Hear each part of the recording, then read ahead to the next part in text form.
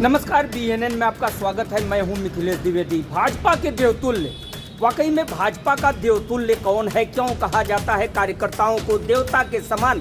कार्यकर्ताओं को यह श्रेणी कैसे मिली है, इसके पीछे का आज कारण बता रहे हैं। अम्बेडकर जयंती है और बाबा साहब डॉक्टर भीमराव अम्बेडकर की इस जयंती के अवसर पर वाकई में भाजपा के जो देवतुल्य हैं उनको हम सामने ला रहे हैं। आज की इस खास खबर में शुरुआत करते हैं, सुनिए।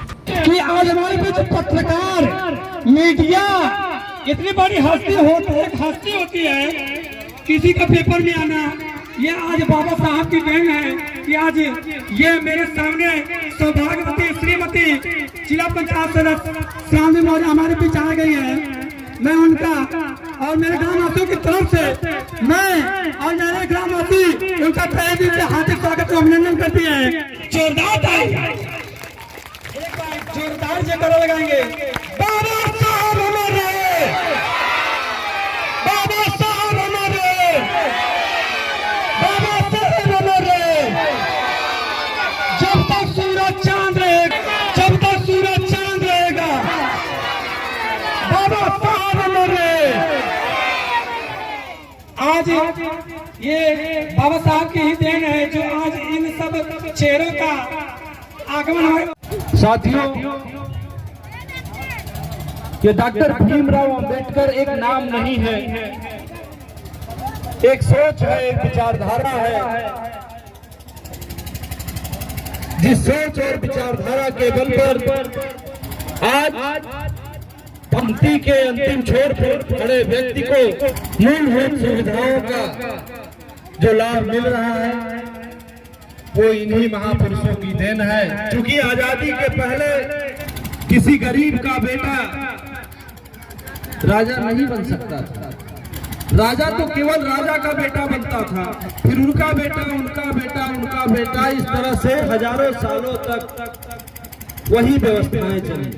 तो हम लोग जन्मदिन मना रहे हैं उन जैसे महापुरुषों ने उस व्यवस्था में अपने आप को समर्पित करते हुए यह बनाया कि नहीं केवल राजा का बेटा राजा नहीं, बल्कि एक साधारण परिवार का बेटा भी राजा बन सकता है, जिसकी बदौलत हम और आप आज आपके बीच में खड़े।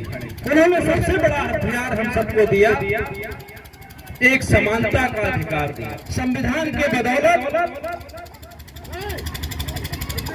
हमारे आपके बीच में, वो चाहे मुख्यमंत्री हो, प्रधानमंत्री हो, विधायक हो, जो भी है, क्योंकि उनको पता है कि एक सबसे बड़ी ताकत जो डॉक्टर भीमराव अंबेडकर ने आम आदमी को दिया है वो है वोट की ताकत। एक दूसरे को जानते हैं, एक दूसरे को समझते हैं कि हमारे पूर्वजों को खटिया पर बैठने का अधिकार नहीं प्राप्त था, क्योंकि एक ताकत संविधान के बल पर मिली हमें।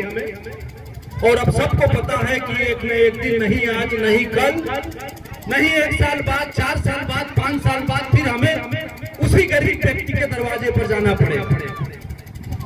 इसलिए वो हमें आपको अपने बगल में बैठाना शुरू किए। हमें आपको उनके विचारों को भी ग्रहण करना होगा। तो उन्होंने कहा सबसे पहला सब तो उन्होंने कहा कि शिक्षित बनो, इसके बाद कहा संगठित बनो। पहले शिक्षा ग्रहण करो, इसके बाद संगठित बनो, इसके बाद संघर्ष करो। इस संविधान की संरचना इस आधार पर की थी कि मैं मजदूरी करता हूं, लेकिन मेरा बेटा पढ़ लिख के मजदूरी नहीं करेगा, वो भी ऊंची कुर्सी पर बैठेगा। अगर हम शिक्षित नहीं रहेंगे तो हम अपनी बात, आपकी बात किसी उचित पटल तक नहीं रख पाएंगे। ने कभी ये नहीं सोचा होगा कि जो काम मैं कर रहा हूं वही हमारा बेटा करे। समाज को आगे तभी ले जा पाएंगे जब आप खुद मजबूत बने। हमारे दादा आदरणीय पारसनाथ मौर्य जी ने बड़ी लंबी लड़ाई लड़ी है शोषितों वंचितों के लिए। लड़ा, उस कारवां को हम लोग आगे बढ़ाने का प्रयास करते हैं। शिक्षा के क्षेत्र में अगर आपको लगता है कि नहीं हमारा बेटा पढ़ने में तेज है, लेकिन आर्थिक स्थितियों की वजह से हम उसे नहीं आगे कर पा रहे हैं, तो निश्चित एक मौका हमें दीजिए, हम उसे आगे तक पहुंचाने का काम करेंगे। भगवान गौतम बुद्ध को गुरु रविदास जी को और इस धरती के नव युग के भगवान डॉक्टर भीमराव अंबेडकर जी को अपने तरफ से सच्ची श्रद्धांजलि देता हूँ। आप सबको पुनः प्रणाम करता हूँ, क्योंकि ये क्षेत्र है, हमारा परिवार है।